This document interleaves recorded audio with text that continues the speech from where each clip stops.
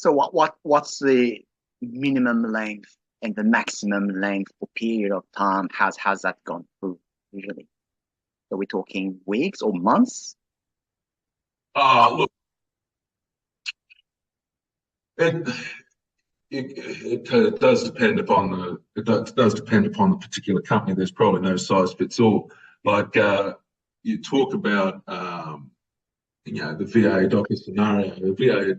The voluntary administration is an interim scenario, and there's probably 4 to 5 weeks of where the administrator is there in a position to control the company and come up with a recommendation for creditors with a view, if possible, to restore the company to the control of the directors by way of what's called a deed of company arrangement. Now, those deeds of company arrangement can last for years by way of paying down creditors, sort of business. So, as I said, and similarly with secured appointments, that's really a function of being of how long it takes to pay down the secured debt. Okay, yeah. So given your expertise, you likely have insights into the warning signs of impending insolvency. What are some red flags business owners should be aware of, especially in industries you specialize in? Well, I suppose the thing about it is where costs are.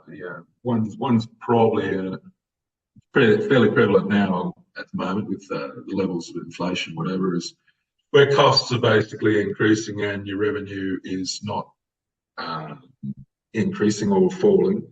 And if there's reductions in revenue and there's not commensurate reductions in cost, that's probably an easy enough one. You've got the ATO floating around now. Probably since the post-COVID period, they have definitely ramped up their enforcement activity. So you're talking about what are issues of potential red flags, or where you're starting to accumulate arrears of GST, statutory liabilities like PAYG and superannuation.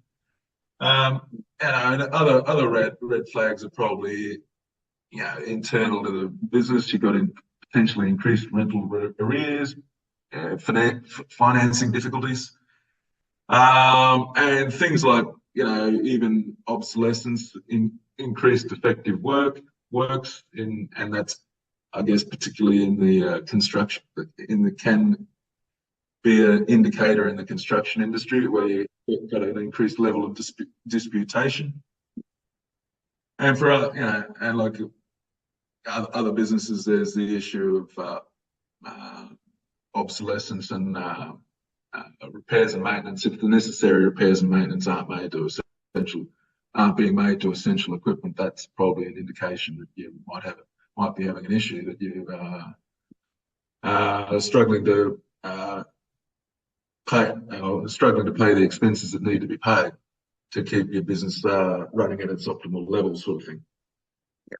Okay, wow.